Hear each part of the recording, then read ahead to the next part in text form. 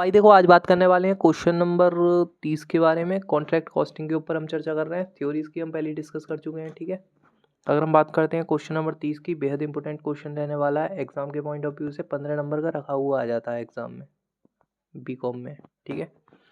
सबसे पहले अगर मैं बात करता हूँ क्वेश्चन नंबर 30 की, तो यहाँ पे वो सबसे पहले क्या लिखना है आपको, यहाँ पे लिखना है कॉन्ट्रैक्ट अकाउंट।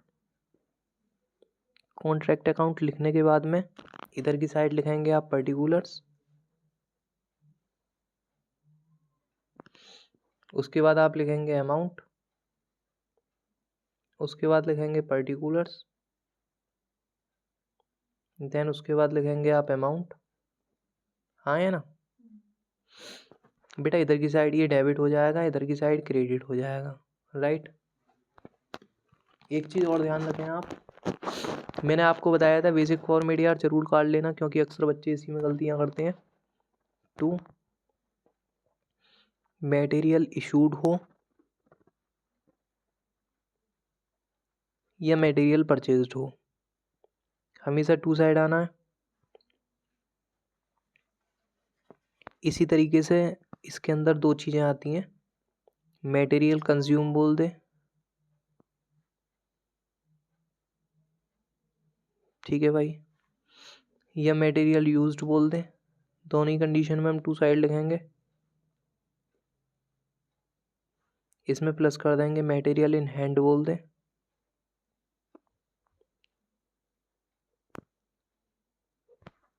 या मटेरियल एट साइड बोल दे। और मटेरियल इन हैंड या मटेरियल एट साइड दो जगह आता है, टू साइड तो आती ही आता है, प्लस बाई साइड भी लिखा जाता है।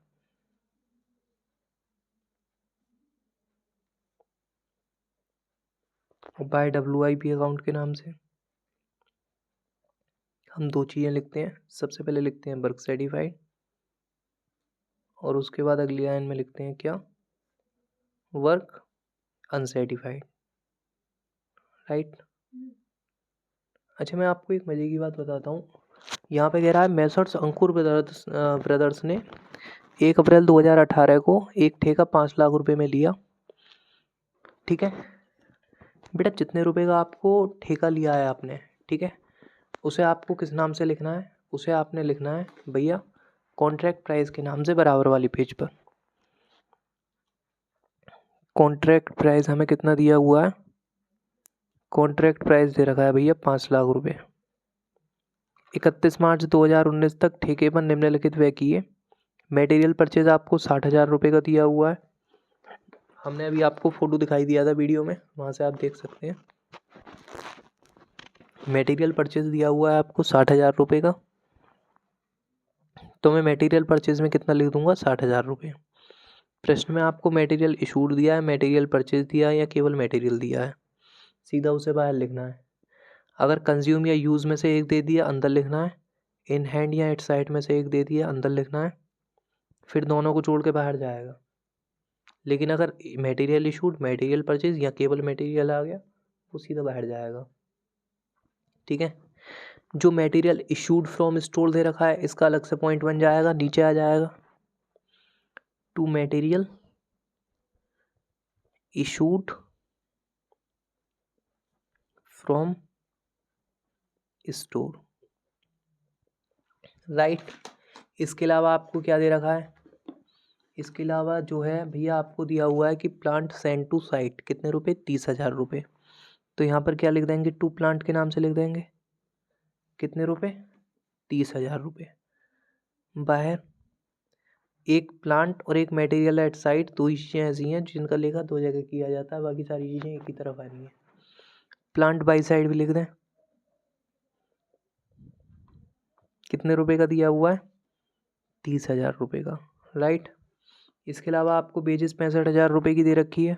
बेजेस हमारा खर्चा है, इसीलिए टू बेजेस आ गया कितने रुपए का, 65,000 रुपये का, ठीक है जी। इसके अलावा आपको बेजेस आउटस्टैंडिंग दे रखा है 10,000 रुपये का। आउटस्टैंडिंग वेजेस का मतलब है हमने सामने वाले मजदूर से काम तो करा लिया, लेकिन उसे हमने मजदूरी का भुगतान नहीं करा। कितने रुपए, 10,000 रुपये। एक्चुअल में एक्सपेंस तो इनकर्ड हो गया, यानी कि खर्चा तो हो गया, इसीलिए टू साइड लिख देंगे। ऑफिस एक्सपेंसेस आपको कितने रुपए का दिया हुआ है? 5,000 रुपये का। टू ऑफिस एक्सपेंसेस लिख दें कितना? 5,000 रुपये, राइट। इसके अलावा आपसे कह रहा है 31 मार्च 2019 तक 2,20,000 रुपये नकद प्राप्त हुए, जो कि प्रमाणित कार्य का 80% थे। यानी कि जितने रुपए आपको नकद प्राप्त हुए हैं वो आपका क्या हो जाएगा? कैश रिसीप्ट, जो कि आपको कहाँ पे लिखना है? बराबर वाले पेज पर। कितने रुपए दिया हुआ है कैश रिसीप्ट आपको? कैश रिसीप्ट बराबर दिया हुआ है भैया आपको कितने रुपए का? 2,20,000 रुपये का, राइट। जो कि प्रमाणित कार्य का 80% है, यानी 80% ऑफ वर्क सर्टिफाइड। मैंने आपको पहले भी बताया था कैश रिसीप्ट से अगर वर्क सर्टिफाइड निकालना है तो कैसे निकालेंगे। अगर मान लो हमें कैश रिसीप्ट से वर्क सर्टिफाइड निकालना है तो उस कंडीशन में हम क्या करेंगे कि जितना भी आपका कैश रिसीप्ट है, ठीक है जी, यहाँ पे क्या करेंगे वर्क सर्टिफाइड निकालने के लिए जितना भी हमारा कैश रिसीप्ट है, ठीक है जी, उसका क्या कर देंगे 100/80 कर देंगे। हमारे सामने वर्क सर्टिफाइड निकल के आ जाएगा। कैश रिसीप्ट बेटा हमें कितना का दिया हुआ है? 2,20,000 रुपये का। 2,20,000 का सर अगर मैं 100/80 कर देता हूँ तो उस कंडीशन में हमारे सामने कितना निकल के आ जाएगा? 2,20,000 का मैंने कर दिया 100/80, हमारे सामने कितना निकल के आ गया? 2,75,000 रुपये। इट्स मीन ये क्या हो गया हमारा वर्क सर्टिफाइड, जो हमने कहाँ पर लिख दिया? यहाँ पर लिख दिया, हाँ या ना। इसके आगे चलते हैं। इसके आगे आपको क्या दिया हुआ है? सामग्री एवं संयंत्र में आग लग जाने के कारण 10,000 रुपये की सामग्री और 5,000 रुपये का संयंत्र नष्ट हो गया, ठीक है। जितने रुपए की सामग्री नष्ट हुई है वो बाय P&L अकाउंट, ब्रैकेट में मटेरियल लॉस्ट, ठीक है। और जितने रुपए का संयंत्र नष्ट हुआ है बाय P&L अकाउंट के नाम से, ब्रैकेट में प्लांट लॉस्ट। जब कोई भी चीज़ नष्ट होती है बाय P&L अकाउंट के नाम से लिखी जाती है, ठीक है। बाय P&L अकाउंट लिख दिया, ब्रैकेट में क्या लिख दिया? Material lost. कितने रुपए का? 10,000 रुपये का, राइट। इसके अलावा बाय P&L अकाउंट के नाम से हम क्या लिखेंगे बताएं? ब्रैकेट में क्या लिखेंगे? Plant lost. कितने रुपए? 5,000 रुपये, हाँ या ना। इसके आगे आपसे कह रहा है 31 मार्च 2019 को 5,000 रुपये का संयंत्र स्टोर में लौट आया। यानी कि आपको क्या दिया हुआ है? जितने रुपए का प्लांट लौट आया वो क्या हो गया? आपका प्लांट रिटर्न हो गया, ठीक है। लौट आया, वापस आ गया, इस तरीके से कुछ दिया हो तो समझ जाओ कि वहाँ पे आपको क्या दिया हुआ है? प्लांट रिटर्न दिया हुआ है, ठीक है। Y plant return. मेरे को एक बात बताना, कितने रुपए का प्लांट रिटर्न हुआ है? 5,000 रुपये का संयंत्र स्टोर में लौट आया है, तो 5,000 रुपये का प्लांट है, इसमें से डेप घटा करके तब बाहर लिखेंगे, हाँ या ना। इसके आगे आपसे क्या कह रहा है? 5,000 रुपये की सामग्री ठेका स्थल पर शेष थी। अगर मेरे को कन्फ्यूज़न हो रहा है ये 5,000 रुपये का क्या दिया हुआ है, तो उस कंडीशन में मैं नीचे जा कर के देख सकता हूँ 5,000 रुपये में क्या दिया हुआ है? Material in hand and site. यानी कि हमें 5,000 रुपये क्या दिया हुआ है? Material at site. तो यहाँ पर लिख दें हम कितना रुपया? 5,000 रुपये। 5,000 रुपये अंदर और 5,000 रुपये बाहर, हाँ है ना। इसके आगे आपसे वो क्या कह रहा है? वर्ष में 2,000 रुपये की सामग्री 1,000 रुपये में बेच दी। देखो मैंने आपको पहले भी बताया था कि अगर मान लो मैं 2,000 रुपये की सामग्री को 1,000 रुपये में बेच रहा हूँ, इसका मतलब मेरे को 1,000 रुपये का हो गया है भैया क्या? लॉस। तो जितने रुपए की सामग्री बेची है वो तो बाय कैश अकाउंट के नाम से आ जाएगी, ब्रैकेट में मटेरियल सोल्ड, ठीक है। और जितने रुपए की लॉस पर बेची है वो बाय P&L अकाउंट के नाम से आ जाएगी, ब्रैकेट में क्या बताओ कि भैया लॉस हो गया हमें किस पर? ऑन सेल ऑफ मटेरियल, हाँ या ना, ठीक है। अब अगर मान लो 2,000 रुपये की सामग्री इसमें दिया होता, 3,000 रुपये की बेच दी, तो उस कंडीशन में हमें 1,000 रुपये का क्या हो जाता? प्रॉफिट। जितने रुपए की बेची है वो तो बाय कैश के नाम से चला जाता है, जितने के प्रॉफिट पर बेची है वो हमारा टू P&L के नाम से चला जाता है, और जितने रुपए की लागत की बेची है वो कहीं नहीं जाता है, ठीक है। तो बेटा यहाँ पे क्या लिख देंगे? बाय बताएं। बाय कैश अकाउंट के नाम से कितना, मटेरियल सोल्ड कितने रुपए का है बताएं। मटेरियल जो हमने सोल्ड करा है वो कितने रुपए का करा है, 1000 रुपये का। 2000 की सामग्री 1000 में बेच दी, 1000 का लॉस हो गया। तो जितने रुपए की बेची है 1000 की बेची है, by cash account material sold आ गया। ठीक है, जितने रुपए के लॉस पर बेची है वो किस नाम से लिख देंगे, बाय P&L अकाउंट। ब्रैकेट में क्या लिख देंगे, loss on sale of material. हाँ है ना, कितने रुपए का लॉस हुआ है ऑन सेल ऑफ मटेरियल, 1000 रुपये का, वो भी यहाँ पे आ गया। ठीक है जी, ये वाली एंट्री हमारी कंप्लीट हो चुकी है। इसके आगे चलते हैं। किए गए कार्य का वह भाग जो अप्रमाणित था, इसकी लागत 15,000 रुपये थी। यानी कि 15,000 रुपये का आपको क्या दिया हुआ है इस वाले प्रश्न में, आप अंग्रेजी में पढ़ेंगे वर्क अनसेटिस्फाइड।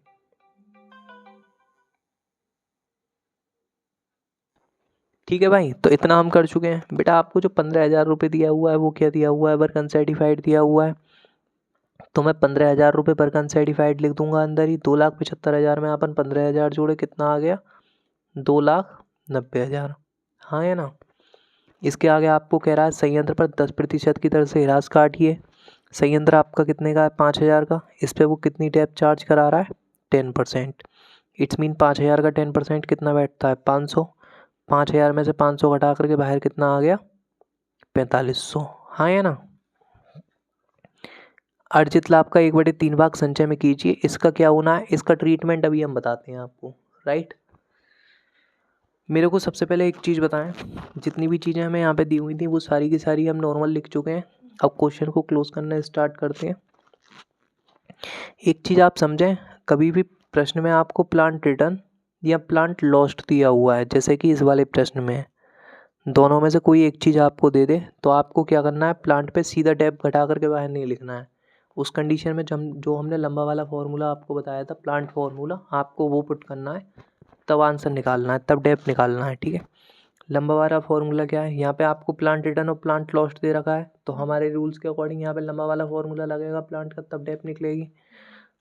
लंबा वाला फॉर्मूला क्या है, प्लांट, इसमें से माइनस कर देंगे क्या, जितने रुपए का हमारा प्लांट लॉस्ट हो गया, जितना का प्लांट बचा है उसमें से हम माइनस कर देंगे क्या, माइनस जितने रुपए का हमने प्लांट रिटर्न कर दिया, जो भी निकल के आएगा उसमें से माइनस कर देंगे जितने रुपए की लागत का प्लांट हमने सोल्ड कर दिया। जो भी निकल के आएगा उस बचे हुए लागत की प्लांट पर डेप्थ कैलकुलेट करा जाएगा, और जो बचेगा उसे हम बाहर लिख देंगे, वो हमारा प्लांट एट साइड होगा। ठीक है, जैसे कि मेरे को प्लांट कितने रुपए का दिया हुआ था, 30,000 रुपये का दिया हुआ था भैया। हाँ या ना, जो मैंने टू साइड भी लिखा हुआ है, यहाँ पे मैंने प्लांट का लिख दिया 30,000 रुपये। मेरे को बताना प्लांट लॉस्ट कितने रुपए का हुआ है हमारा, 5,000 रुपये का। 30,000 में से माइनस कर दिया 5,000 रुपये, हमारे पास कितने रुपए की लागत का प्लांट बचा, 25,000 रुपये का। उसमें से मैंने कितने रुपए की प्लांट रिटर्न कर दिया, कितने रुपए की लागत का प्लांट रिटर्न कर दिया, कितने रुपए की वास्तविक लागत का नहीं, कितने रुपए की टोटल कॉस्ट का प्लांट मैंने रिटर्न कर दिया, 5,000 का। यहाँ पे 5,000 लिख दिया, 25,000 में माइनस करा 5,000, कितना आया, 20,000। इसमें से माइनस कर देंगे प्लांट सोल्ड। क्या आपको प्लांट सोल्ड दे रखा है पूरे प्रश्न में कहीं, कितने रुपए का प्लांट बेच दिया, नहीं। मटेरियल सोल्ड दे रखा है, कितने रुपए की सामग्री बेच दी। लेकिन कहीं भी पूरे प्रश्न में ये दिया हुआ थोड़ी है कि भैया इतने रुपए की प्लांट इतने रुपए में बेच दिया, नहीं दिया हुआ। तो इट्स मीन हमें प्लांट सोल्ड दिया हुआ नहीं है।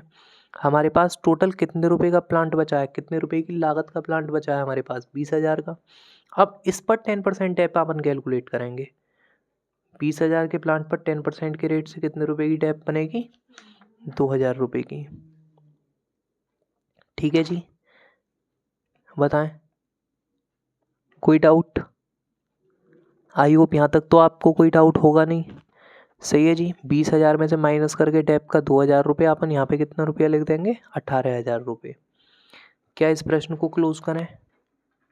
देखो भाई, जब मैं इसे क्वेश्चन को क्लोज करता हूँ, जो मेरा 5,000 रुपये अंदर का है वो अंदर ही रहेगा, मैं बाहर की जो अमाउंट वाले कॉलम है उनका टोटल करूँगा।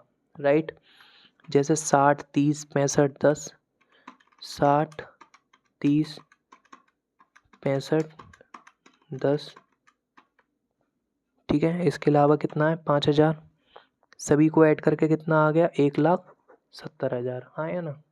क्या इन सभी को ऐड कर दें, 2,90,000 में अपन प्लस करे 5,000, प्लस कर दिए 10,000, प्लस कर दिए 5,000, प्लस कर दिए 4,500, प्लस कर दिए 1,000, प्लस कर दिए 1,000, अगेन प्लस कर दिए 18,000।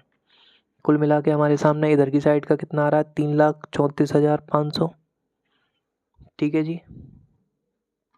अच्छा, मेरे को बताना कि 3,34,500 ज़्यादा है या 1,70,000। 3,34,500। ठीक है जी।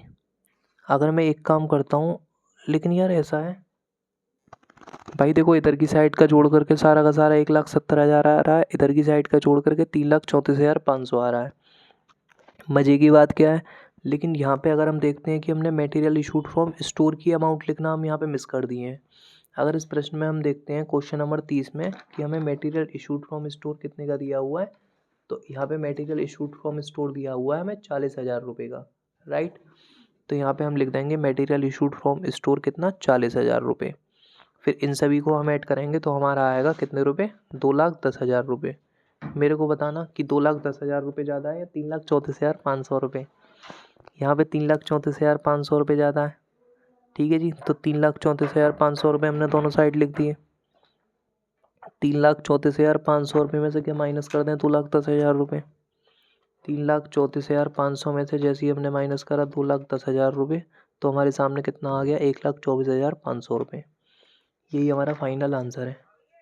कितना आ गया। ठीक है जी, तो यहाँ पे कितना रुपया लिख देंगे भैया, हम यहाँ पे लिख देंगे 1,24,500 रुपये। ठीक है जी, ये जो हमारा 1,24,500 रुपये निकल के आया, इधर की साइड अगर आंसर निकल रहा है तो इट्स मीन ये हमारा प्रॉफिट है।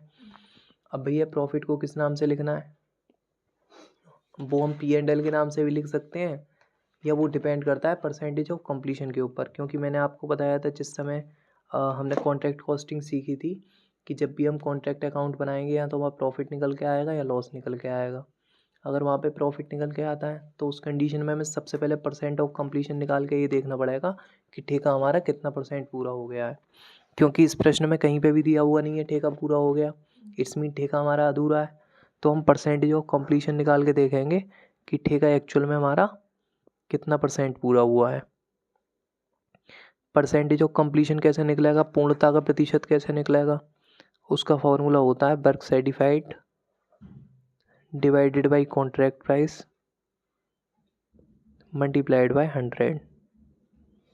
वर्क सर्टिफाइड हमें कितने रुपए का दिया हुआ है, 2,75,000 रुपये का, 2,75,000 रुपये का, डिवाइडेड बाई कॉन्ट्रैक्ट प्राइस हमारा कितने रुपए का है, 5,00,000 रुपये का, मल्टीप्लाई बाय 100 कर दें। भाई 2,75,000 में हम गुणा लगाएंगे 100 से, भाग दे देंगे 5,00,000 से, तो हमारे सामने कितना निकल के आ गया, 55%। हाँ या ना। इसका मतलब ठेका हमारा 50 से 75% पूरा हुआ है। तो जो भी हमारा कॉन्ट्रैक्ट अकाउंट है उसको अपन किस नाम से बंद कराएंगे, टू बैलेंस CD। यहाँ पे क्या आ जाएगा भैया, टू बैलेंस CD। ठीक है, इसका मतलब क्या है कि टू बैलेंस CD हम क्या करेंगे, नीचे ट्रांसफ़र करके लेके जाएंगे। सही है जी। बराबर वाले पेज पे लाइन खींच ले रहे हैं क्योंकि यहाँ पे तो हमारी लाइन छोटी पड़ गई है। इस तरीके से आप भी कर सकते हैं। सही है।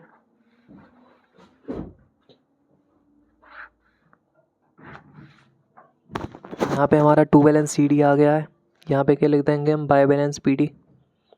बाय बैलेंस BD कितने रुपए, 1,24,500 रुपये। हाँ या ना। अब यहाँ पे क्या होगा, कुछ पैसा तो हमारा P&L अकाउंट में जाएगा और कुछ पैसा हमारा कहाँ पे जाएगा, WIP रिज़र्व में, WIP रिज़र्व में। हाँ या ना। P&L में कितना रुपया जाना है, अगर मान लो ठेका हमारा 50 से 75% पूरा हुआ है, इट्स मीन P&L में जाना है हमारा 2/3 profit multiplied by cash receipt. ठीक है, डिवाइडेड बाई WC का मतलब वर्क सर्टिफाइड। 2/3 का 2/3 रहेगा गुणा प्रॉफिट कितना निकल के आया है हमारा, 1,24,500 रुपये, जिसको हम यहाँ पर लिख देंगे कितना, 1,24,500 रुपये मल्टीप्लाइड बाई CR का मतलब क्या है, कैश रिसीव, जो कि हमें कितना दिया हुआ है 2,20,000 रुपये, डिवाइडेड बाई वर्क सर्टिफाइड हमें कितना दे रखा है प्रश्न में 2,75,000 रुपये। यहाँ पे थोड़ा छोटा छोटा हम लिख रहे हैं क्योंकि स्पेस का थोड़ा सा अभाव है, ठीक है। लेकिन पहले नीचे की गुणा नीचे लगा लेंगे हम, 3 की गुणा 2,75,000 में लगाएंगे तो हमारे सामने कितना निकल के आता है, 3 की गुणा जब हम 2,75,000 में लगाते हैं तो हमारे सामने निकल के आ रहा है 8,25,000, जिसे हमने रफली साइड में लिख लिया है, राइट। अब हम क्या करेंगे, ऊपर की संख्याओं की आपस में गुणा करेंगे, यानी 2 की गुणा करेंगे 1,24,500 में, ठीक है। 2 की गुणा करेंगे 1,24,500 में, जो भी आएगा उसकी गुणा करेंगे 2,20,000 रुपये में, ठीक है। तो हमारे सामने बहुत बड़ी संख्या निकल के आ रही है, जिसे पढ़ने में भी अभी नहीं आ रहा है। मैं सीधा सीधा इसमें डिवाइड लगा दूंगा 8,25,000 से, जो आपस में नीचे वाली संख्याओं की गुणा करके आया है, राइट। जैसे ही मैं इससे भाग देता हूँ 8,25,000 से, तो हमारे सामने कितना आ गया, 66,400 रुपये। यानी कि जो 66,400 रुपये है वो हम कहाँ पर ट्रांसफ़र कर देंगे, P&L अकाउंट में, ठीक है। मेरे को बताना 66,400 ज़्यादा है 1,24,500, 1,24,500, तो भैया 1,24,500 रुपये अपन दोनों साइड लिख देंगे, ठीक है। अब मेरे को क्या करना है, 1,24,500 में से 66,400 घटाना है और ये देखना है कि बचा हुआ पैसा रिजर्व में कितना जाएगा, 58,100। कितना रुपये जाएगा भैया, 58,100, राइट। अभी तक आपको किसी भी प्रश्न में ये दिया हुआ नहीं था कि अर्जित लाभ का 1/3 भाग संचय में भेजिए, यानी कि हमें 1/3 भाग जो प्रॉफिट का है वो कंटिंजेंसी के लिए ट्रांसफ़र करना है। इसमें कंटिंजेंसी दिया हुआ है, तो यहाँ पे जितने का भी हमारा रिजर्व बनाया है हमने उसे 2 भागों में तोड़ देंगे। सबसे पहला जनरल रिजर्व और दूसरा क्या, reserve for contingency, reserve for contingency. Spelling चाहें तो आप बुक में भी देख सकते हैं, ठीक है। अब ये रिजर्व फॉर कंटिंजेंसी निकालना किसका है, 1/3 निकालना किसका है, जो हमारा टोटल प्रॉफिट हुआ है 1,24,500 रुपये, उसका हमें 1/3 निकालना है। 1,24,500 का जैसे ही हम 1/3 निकालते हैं तो हमारे सामने कितना निकल के आ रहा है, जैसे ही मैंने 1,24,500 टाइप करा गुणा 1/3 करके कितना आ गया, 41,500 रुपये। वो हमने कहाँ पे लिख देना है, रिजर्व फॉर कंटिंजेंसी में। 58,100 में से क्या माइनस कर दें, 41,500, हमारे पास कितना बचेगा, 16,600 रुपये, राइट। तो 41,500 रिजर्व फॉर कंटिंजेंसी हो गया और 16,600 रुपये क्या हो गया हमारा, जनरल रिजर्व। बताएं कोई डाउट। लेकिन जो अगला वाला क्वेश्चन है, क्वेश्चन नंबर 31, इसमें भी ऐसे ही दिया हुआ है 1/3 प्रॉफिट हमें रिजर्व फॉर कंटिंजेंसी बनाना है, इसमें भी हम ऐसे ही कर देंगे। लेकिन क्वेश्चन नंबर 32 अगर आप ध्यान से ऑब्जर्व करेंगे तो आपको ये नहीं दिया हुआ है कि इतना प्रॉफिट रिजर्व फॉर कंटिंजेंसी बनाना है। जैसे कह रहा है ना, प्राप्त लाभ का 1/4 संचय कीजिए, लेकिन अंग्रेजी में आपको 1/4 फॉर कंटिंजेंसी नहीं दे रखा है। तो यहाँ पे जो आप प्रॉफिट का 1/4 निकाल के लिखेंगे ना, जैसे आपका टोटल प्रॉफिट निकल के जो भी आएगा उसका आपको जो 1/4 निकालना है वो कंटिंजेंसी में नहीं लिखना है। फिर उसका जो 1/4 निकल के आएगा वो आपको जनरल रिजर्व में लिखना है, और इसमें से ये घटा के जो आएगा वो आपको यहाँ पे लिखना है।